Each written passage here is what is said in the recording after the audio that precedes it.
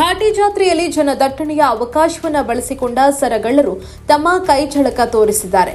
ರಶ್ನಲ್ಲಿ bus ಹತ್ತುವಾಗ ಮಹಿಳೆಯ ಮಾಂಗಲ್ಯ ಸರವನ್ನ ಎಗರಿಸಿದ್ದಾರೆ. ನಿನ್ನೆ ದೊಡ್ಡಬಳ್ಳಾಪುರ ತಾಲೂಕಿನ ಘಾಟಿ ಸುಬ್ರಹ್ಮಣ್ಯ ಕ್ಷೇತ್ರದಲ್ಲಿ ಬ್ರಹ್ಮರಥೋತ್ಸವ ಅದ್ದೂರಿಯಾಗಿ ನೆರವೇರಿತು. ಜಾತ್ರೆಗೆ ಸಾವಿರಾರು ಭಕ್ತರು ಆಗಮಿಸಿದ್ರು. ಇದೇ ವೇಳೆ ದೊಡ್ಡಬಳ್ಳಾಪುರ ತಾಲೂಕಿನ ಅಕ್ಕಯ್ಯಮ್ಮ ಅನ್ನೋ ಮಹಿಳೆ ಜಾತ್ರೆ ನಂತರ ವಾಪಸ್ ಊರಿಗೆ ತೆರಳೋದಕ್ಕೆ ರಶ್ನಲ್ಲಿ ಬಸ್ ಹತ್ತುವ ವೇಳೆ ಆಕೆಯ ಮಾಂಗಲ್ಯ ಸರವನ್ನ ಕಳ್ಳರು ಎಗರಿಸಿದ್ದಾರೆ.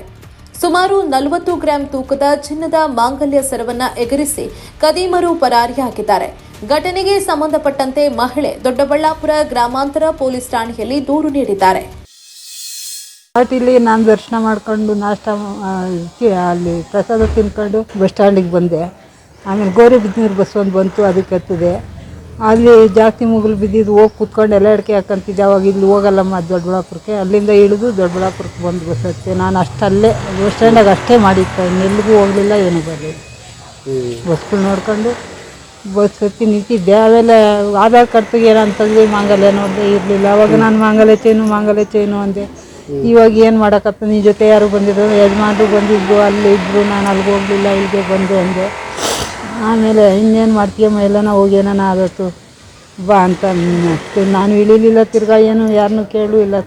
ನೆಟ್ಗೆ ಬಸ್ಸಾಗಿ ಬಂದೆ, ಟಿ ವಿ ಕ್ರಾಸಾಗಿ. ಅದು ಯಾರೋ ಅಮ್ಮ ನನ್ನ ಒಬ್ಬಳನ್ನೇ ಕಳಿಸ್ಲಿಲ್ಲ, ಆಟೋ ಮಾಡ್ಕೊಂಡು ಕರ್ಕೊಂಡು ಮನೆ ತಕ್ಬಿಟ್ಟು ಹೋಗಿ. ಎಷ್ಟು ಗ್ರಾಮ್ ಇತ್ತು ಚೈನು? 40 ಗ್ರಾಮ್. ಪೊಲೀಸರು ಕೇಳಿದ್ರ ಏನಂದ್ರು? ಕೇಳಿದ್ರು, ಅದು ಮನೆಗೆ ತೆಗೆದು ಮಡ್ಗೋಗೋದೇನಮ್ಮ, ಅಷ್ಟು ಅಂದಾಗೆಲ್ಲ ಹಂಗೆ ಹಾಕೊಂಡು ಹೋಗ್ತಾರೆ. ಮಾಂಗಲ್ಯ ತೆಗೆದು ದೇವಸ್ಥಾನಕ್ಕೆ ಹೋಗ್ತಾರೆ ಸರ್. ಅಲ್ಲದೆ 35-40 ವರ್ಷದಿಂದ ಓದ್ತಿದ್ದೀನಿ. ಇನ್ನು ಅವತ್ತಿಂದ ಏನು ಆಗದಿದ್ದು ಇವತ್ತು ಓದ್ತದೆ ಅಂತ ನನಗೆ ಏನು ಇಷ್ಟ ಗೊತ್ತಿತ್ತು.